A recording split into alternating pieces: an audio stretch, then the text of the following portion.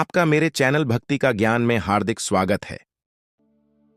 प्रिय भक्तगण, आज हम आपको एक कथा का श्रवण करा रही हूँ जो सुनने मात्र से आपके जीवन में सुख, संपत्ति और धन की वर्षा होगी। तो चलिए कथा को प्रारंभ करते हैं। अगर आप यह कहानी सुन रहे हैं तो पूरा सुनिए। इस कथा को आधा अधूरा छोड़कर जाने की गलती मत करिएगा, क्योंकि इस पवित्र कथा को पूरा सुनने से मनचाहा फल की प्राप्ति होगी। इसलिए इस कथा को पूरा सुने। आप शिव भक्त हैं तो भोलेनाथ का अनादर ना करें। आज की शिव कथा में पार्वती के मायके जाने पर हनुमान जी क्यों हुए गिरफ्तार। एक समय की बात है, माता पार्वती बहुत गुस्से में थीं और भगवान शिव के आने की प्रतीक्षा कर रही थीं। शाम को भगवान शिव लौटे तो उन्होंने माता पार्वती को गुस्से में देखा। क्या बात है देवी पार्वती, आप बहुत क्रोधित लग रही हैं। क्रोध न करूं तो और क्या करूं। स्वामी, आप तपस्या और अपने अन्य कार्यों में इतने व्यस्त हो गए हैं कि आपने मेरी ओर ध्यान देना बिल्कुल ही बंद कर दिया है। जाइए, मैं आपसे बात नहीं करूंगी। अरे अरे देवी पार्वती, इतना क्रोध क्यों? बहुत सारे कार्य थे जिन्हें करने में वक्त लग गया। पर स्वामी, आपने मुझसे विवाह किया है, आपको मुझे भी तो वक्त देना चाहिए, पर आप बिल्कुल भी समय नहीं देते हैं। आपको पता है ना, मैंने प्रातःकाल आपको क्या कहा था कि आप मुझे भ्रमण के लिए लेकर जाएंगे, पर आपने वो वादा पूरा नहीं किया। आज नहीं, पिछले कई दिनों से मैं आपको ये बात कह रही हूं कि मुझे भ्रमण पर जाना है। अच्छा ठीक है, कल मुझे बहुत ज़रूरी कार्य खत्म करने हैं, उसके पश्चात चलते हैं। अच्छा, कुछ बनाया है? बहुत ज़ोरों की भूख लग रही है। मुझे पता था कि बात घुमा फिराकर कल और परसों पर ही आ जाएगी। मैं तो बस चूल्हा चौका ही निपटाती रह जाऊंगी। आप मुझे कहीं घुमाने नहीं ले जाओगे, ये बात मैं अच्छे से जानती हूँ। अब मैं कुछ नहीं बना रही खाने पीने का, मैं मायके जा रही हूँ। अपने आप बनाओ और खाओ। जब आप मेरी परवाह नहीं करते तो मैं क्यों आपकी परवाह करूं? गणेश और कार्तिकेय का भी भोजन बना देना। आखिर पता तो चले आपको मेरी कितनी कमी महसूस होती है। क्या तुम मायके जा रही हो? अरे पार्वती, ऐसा मत करो। तुम जानती हो तुम्हारे बिना मैं अधूरा हूं। मैं ये सब चूल्हा चौका, घर गृहस्थी कैसे संभालूंगा? ये सब मेरे बस की बात नहीं है। अरे पार्वती, सुनो तो सही। अच्छा, हम चलेंगे घूमने। अब ऐसे रूठ कर मत जाओ। नहीं, मैं जा रही हूं, अब मैं कुछ दिनों बाद ही लौटूंगी। माता पार्वती पूरी तरह से रूठ चुकी थीं। भगवान शिव जानते थे कि अब वो कुछ दिनों के बाद ही जब खुद उदास होंगी तो लौट आएंगी, पर कब, ये बना नहीं पता था। माता पार्वती मायके चली जाती हैं और अब घर और बच्चों की सारी जिम्मेदारी शिव जी पर आ गई है। भूख लगी है, पिताश्री जल्दी से भोजन लाइए। भूख से मेरे पेट में दर्द हो रहा है। मुझे भी बहुत जोर की भूख लगी है। पिताश्री जल्दी से भोजन लाइए। हाँ हाँ, ला रहा हूँ। नंदी, जरा मेरी मदद करो। मैंने रोटियां तो बना ली हैं, तुम बस मेरे साथ बच्चों को देने में मदद करो। ठीक है प्रभु। पिताश्री, ये आलू की सब्जी है या पानी की सब्जी? इसमें आलू तो कहीं दिखाई ही नहीं दे रहे, केवल पानी ही पानी दिखाई दे रहा है। नहीं नहीं, आलू की सब्जी है। देखो, खाकर बहुत स्वादिष्ट बनी है। पिताश्री, रोटियां तो जली हुई हैं, एक भी रोटी ऐसी नहीं है जो हम खा सकें। आपने सारी रोटियां जला दी। कार्तिकेय भैया, लगता है माताश्री की अनुपस्थिति में हमें तब तक ऐसा ही भोजन मिलेगा जब तक वो लौट नहीं आती। प्रभु, सब्जी में नमक ज्यादा हो गया है। नंदी, जो बना है चुपचाप खा लो। मैं वैसे ही बहुत परेशान हूं। ये सब काम सचमुच पार्वती इतनी आसानी से कैसे संभाल लेती है, मुझे अभी तक समझ नहीं आ रहा। मेरे लिए तो ये घर के काम करना असंभव है, ये गृहिणी ही कर सकती है। पार्वती की कमी बहुत महसूस हो रही है। कुछ देर बाद गणेश जी और कार्तिकेय खेलने के लिए चले जाते हैं। इधर शिव जी बहुत परेशान थे। उन्हें माता पार्वती की बहुत याद आ रही थी, इसलिए उनका कहीं भी मन नहीं लग रहा था।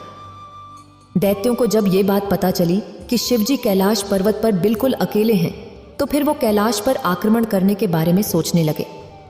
इस समय महादेव की शक्तियां क्षीण हैं, क्योंकि खबर मिली है कि पार्वती उनसे रूठकर मायके चली गई हैं। फिर तो हमारे पास अच्छा मौका है। शिव जी को बंदी बनाकर हम कैलाश के साथ साथ पूरी सृष्टि को जीत सकते हैं। ओह, चलो फिर हम कैलाश पर आक्रमण बोल देते हैं।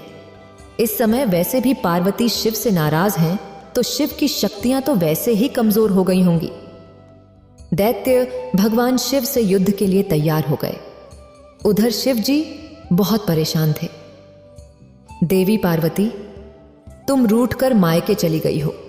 तुम्हारे बिना कैलाश बिल्कुल सूना हो गया है। तुम्हारे बिना सब कुछ अधूरा है। मैं भी तुम्हारे बिना बहुत अधूरा हूं। लौट आओ पार्वती। गणेश और कार्तिकेय भी तुम्हें बहुत याद कर रहे हैं और मुझे भी तुम्हारी बहुत याद आ रही है। गणेश और कार्तिकेय हनुमान के घर से खेल कर आएंगे तो उन्हें भूख लगेगी। उनके लिए कुछ खाने का बना लेता हूं। शिवजी बच्चों के लिए भोजन बनाने लगे और दैत्य सब कुछ देख रहे थे। मौका अच्छा है, चलो कैलाश पर आक्रमण कर दो और शिव को बंदी बना लो। तभी माता पार्वती आ जाती हैं। स्वामी, कहाँ हो? ये देखो, मैं कुछ दिनों के लिए मायके क्या चली गई। आपने घर पर ध्यान देना बिल्कुल छोड़ दिया। क्या करूं पार्वती, तुम्हारे बिना मैं अधूरा हूं। तुम चली जाती हो तो मेरी शक्तियां भी क्षीण हो जाती हैं, इसलिए मुझसे कभी भी रूठ कर मत जाना। स्वामी, अब मैं रूठ कर कभी भी मायके नहीं जाऊंगी। मुझे पता है ये दैत्य इसी प्रतीक्षा में रहते हैं कि कब शिव और शक्ति अलग हों और ये कैलाश पर हमला करें। इनका कोई भरोसा नहीं, मेरे पीछे से ये मेरा इतना सुंदर घर तोड़ फोड़ देंगे। स्वामी, चलिए आज हम इन्हें सबक सिखाते हैं। भागो भागो, नहीं तो ये हम सबको मार देंगे। भगवान शिव और माता पार्वती को एक साथ देखकर दैत्य के लोग घबरा गए और वापस भाग गए। माता पार्वती जोर से हंसी। उन्हें हंसता देखकर भगवान शिव भी हंसने लगे। नंदी सहित समस्त शिवगण भी माता पार्वती को वापस देखकर बहुत खुश थे। गणेश जी और कार्तिकेय जी भी लौट आए थे। माता पार्वती को देखकर वे भी बहुत खुश हुए। एक बार फिर से पूरा कैलाश खुशियों से झूमने लगा। प्रचलित कथा के अनुसार एक बार भगवान शिव और देवी पार्वती घूमते हुए काशी चले गए। वहां भगवान शिव अपना मुंह पूर्व दिशा की ओर करके बैठे थे। तभी पीछे से देवी पार्वती वहां आती हैं और अपने हाथों से भगवान शिव के नेत्रों को बंद कर देती हैं। उनके ऐसा करने से समस्त जगत में अंधकार छा जाता है। जगत को बचाने के लिए भगवान शिव अपनी तीसरी आंख खोल देते हैं। उनकी तीसरी आंख खुलने पर जगत में फिर से रोशनी हो जाती है। भगवान शिव की तीसरी आंख जगत को तो अंधकार से बचा लेती है, परंतु उस तीसरी आंख की रोशनी से जो ताप उत्पन्न हुआ, उससे निकली पसीने की बूंदों से एक अंधे बालक का जन्म हुआ। उस बालक का मुख बहुत बड़ा और भयानक था। बालक को देखकर देवी पार्वती घबरा गईं। प्रभु, ये बालक कौन है? ये कहां से उत्पन्न हुआ? देवी पार्वती, यह हमारा ही पुत्र है। यह बालक पसीने की बूंदों से उत्पन्न हुआ है। आपने अचानक ही मेरे नेत्रों को बंद कर दिया, इसलिए सृष्टि की रक्षा के लिए मैंने अपने तीसरे नेत्र को खोल दिया, जिससे रोशनी के ताप से पसीने की बूंदें धरती पर गिर गईं और इस बालक का जन्म बरक का जन्म हुआ। अंधकार में पैदा होने के कारण यह बालक अंधक नाम से जाना जाएगा। कुछ समय बाद हिरण्याक्ष नाम के असुर ने पुत्र पाने के लिए भगवान शिव की घोर तपस्या की।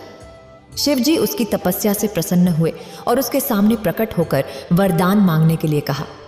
तब हिरण्याक्ष बोला, भगवान, मुझे एक पुत्र की कामना है, कृपया मुझे पुत्र प्राप्ति का वरदान दे। शिव जी ने कहा, हे हिरण्याक्ष, तुम्हारे भाग्य में संतान सुख नहीं है, पर मैं तुम्हें अपने अंश से जन्मे हुए पुत्र अंधक को वरदान के रूप में देता हूं। आगे चलकर तुम्हारा यह पुत्र महापराक्रमी और महाबलशाली होगा। हिरण्याक्ष ने कहा, हे शिव शंकर, आपके अंश से जन्मे पुत्र को पाकर मैं धन्य हो गया। यह कहकर भगवान शिव ने अंधक को हिरण्याक्ष के हाथों में दे दिया। हिरण्याक्ष अंधक को लेकर खुशी खुशी अपने राज्य लौट गया। तभी देवासुर संक्षिव छिड़ गया और भगवान विष्णु द्वारा हिरण्याक्ष मारा गया। हिरण्याक्ष का बड़ा भाई हिरण्यकश छिपकर भाग निकला। हिरण्याक्ष के मरने के बाद राजमहल में अंधक की उपेक्षा होने लगी।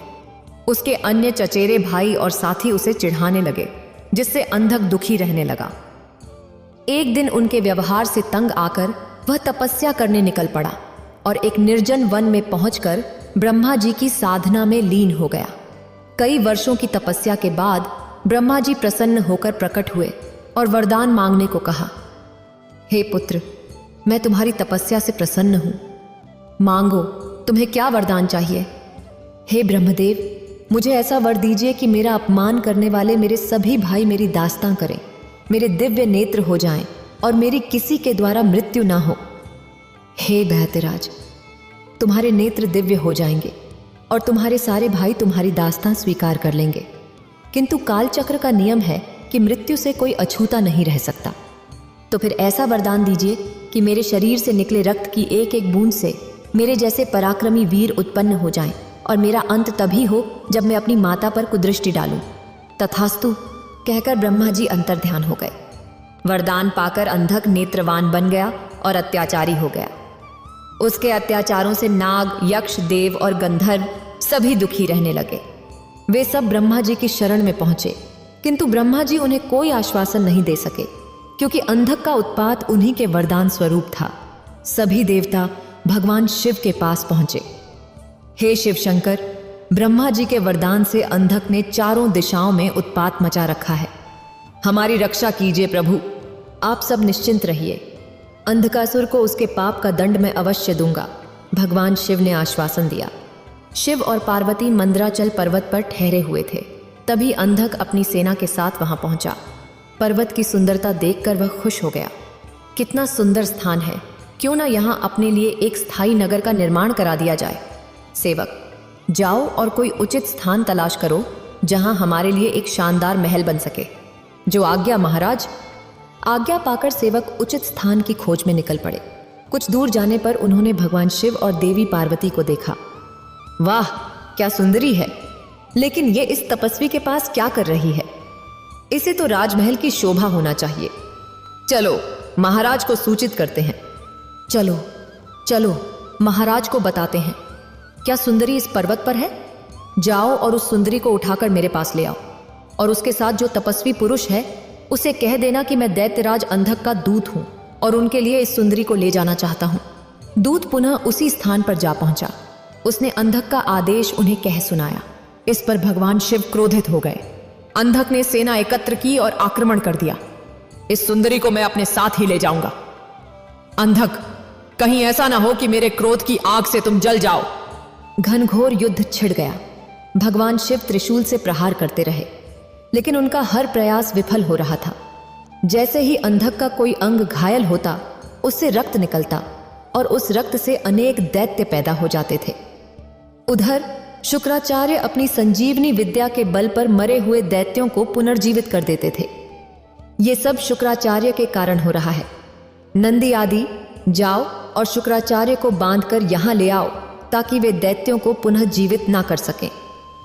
कुछ समय बाद सभी शिवगण शुक्राचार्य को बांधकर ले आए और उन्हें शिव के सामने खड़ा कर दिया। शिवजी ने शुक्राचार्य को अपने वश में कर लिया और अंधक को त्रिशूल के ऊपर टांग दिया। वह त्रिशूल पर टंगा हुआ शिव का जाप करते हुए अपनी भूल का प्रायश्चित करने लगा। अंधकासुर जान चुका था कि माता पार्वती उसकी माता है। भगवान, मुझे क्षमा करें, मुझसे बहुत बड़ा अपराध हो गया था। मैंने माता पार्वती पर गलत दृष्टि डाली। माते, मुझे क्षमा कर दीजिए।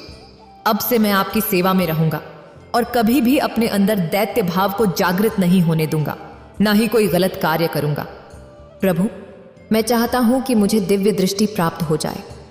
आज से मैं हर समय आपकी सेवा में दास की तरह उपस्थित रहूंगा।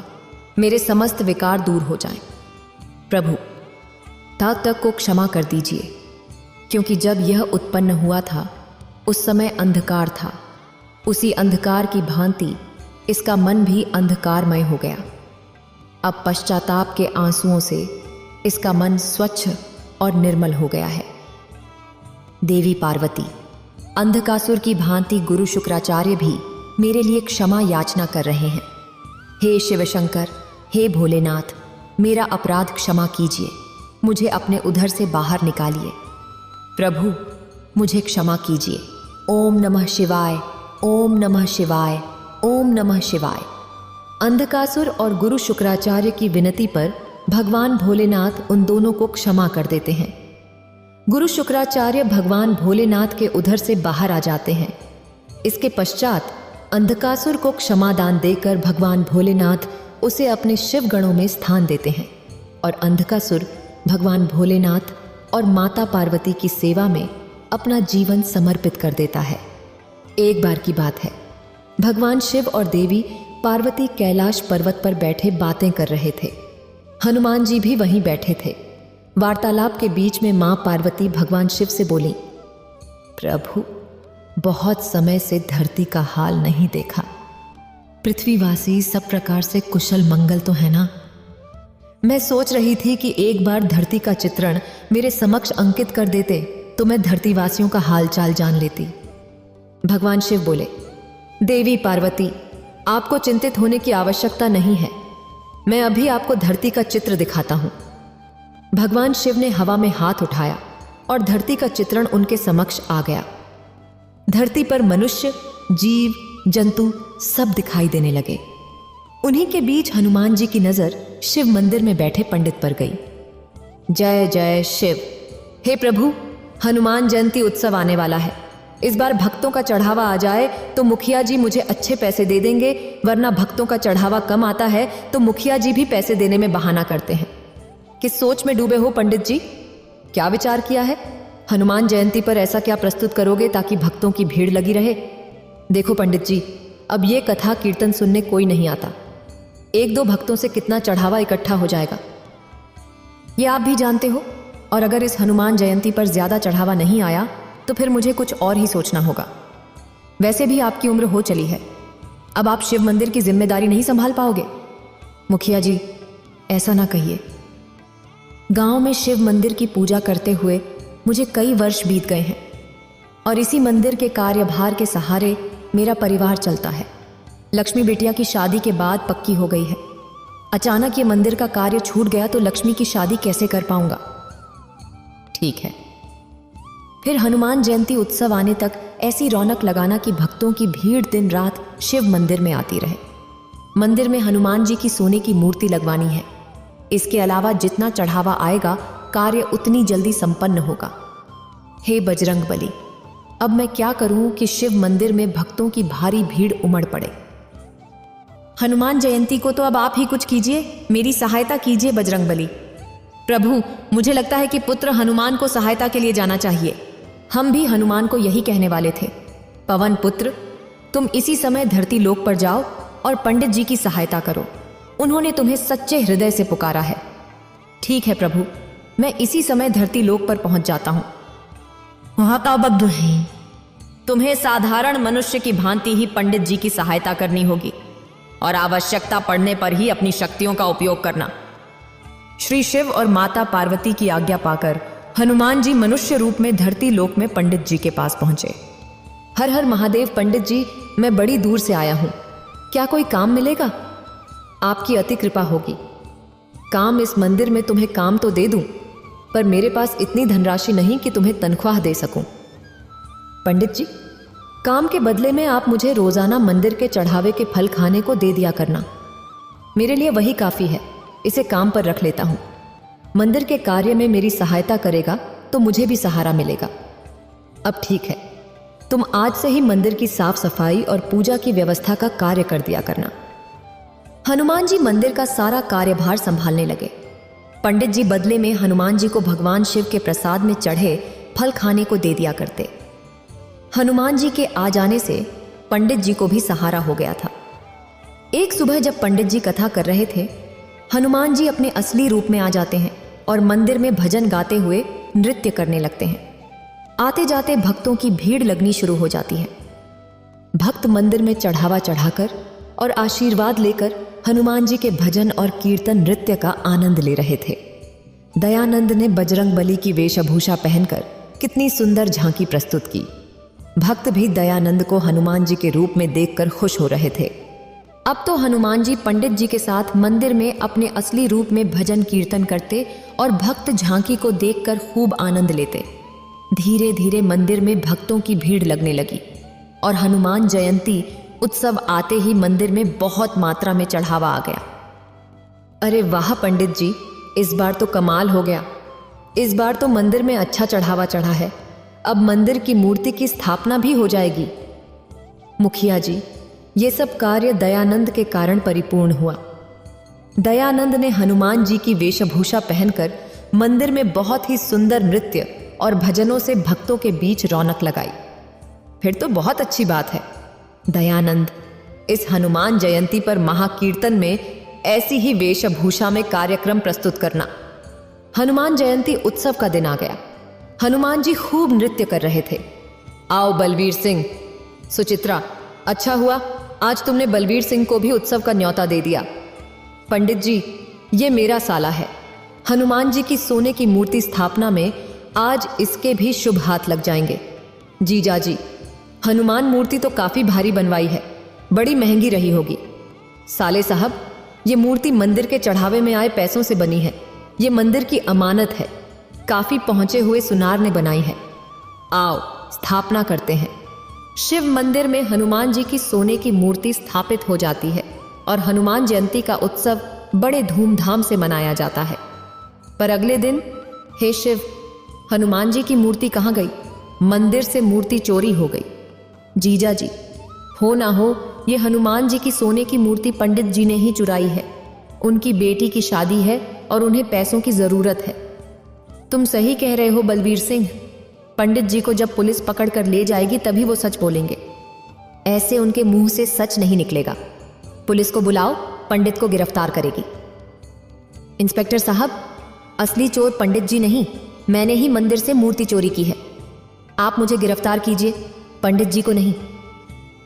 अरे दयानंद, तू ये क्या कह रहा है? तू ये सब क्यों कह रहा है? तू ये सब क्यों कर रहा है? इस चोर ने अपना गुनाह खुद ही कबूल कर लिया है। अरे गिरफ्तार कर लो इसे। इसे कड़ी से कड़ी सजा देना। इंस्पेक्टर साहब, इसने चोरी की है, वो भी हनुमान जी की मूर्ति की। अच्छा हुआ चोरी का इल्जाम उस दयानंद पर आ गया। अब मैं इस मूर्ति को बेचकर ढेरों पैसा कमाऊंगा। अरे कौन है, कौन है? अरे ये कौन मुझे थप्पड़ मार रहा है? कोई सामने क्यों नहीं आता? मैं दयानंद के रूप में हनुमान हूं जिसे तुमने गिरफ्तार करवाया। पुलिस के सामने तुम्हें सच बोलना होगा कि असली गुनहगार तुम हो। तुमने मूर्ति चुराई है और तुम उसे बेचने वाले हो। मत मारो, मत मारो, मैं पुलिस को सब सच बता दूंगा। मेरे मन में लालच आ गया था, मुझे छोड़ दो। बलवीर सिंह भागता हुआ पुलिस थाने पहुंचता है। इंस्पेक्टर साहब, मुझे बचाइए। दयानंद मतलब हनुमान जी मुझे मार रहे हैं। मैं अपना गुनाह कबूल करता हूं।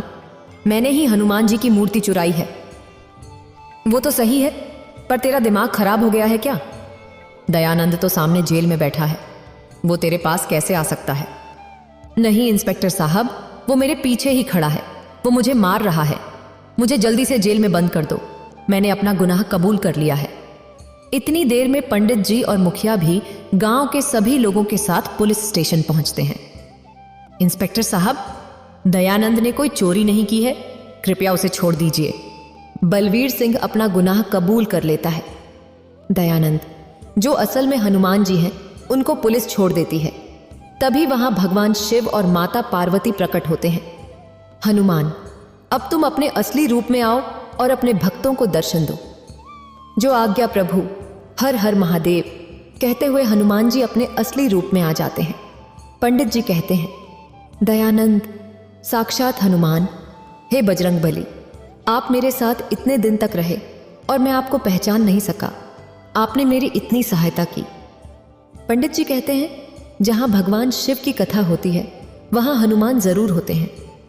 आपने मुझे सच्चे हृदय से याद किया था तो भला मैं कैसे ना आता। अब आपके जीवन के सारे दुख दूर हो जाएंगे। पंडित जी की आंखों में आंसू आ जाते हैं। पंडित जी और मुखिया जी समेत सभी गांव वाले हनुमान जी को सिर झुकाकर प्रणाम करते हैं। उस दिन के बाद मुखिया पंडित जी को कभी भी मंदिर से जाने के लिए नहीं कहता। हनुमान जी पंजा की कृपा से पंडित जी के जीवन में खुशियां आ जाती हैं और वह अपनी बेटी लक्ष्मी की शादी धूमधाम से कर देते हैं। अगर आपको ये वीडियो अच्छी लगी हो तो लाइक करें और शेयर करें और मेरे चैनल भक्ति का ज्ञान को सब्सक्राइब करें। आपका धन्यवाद।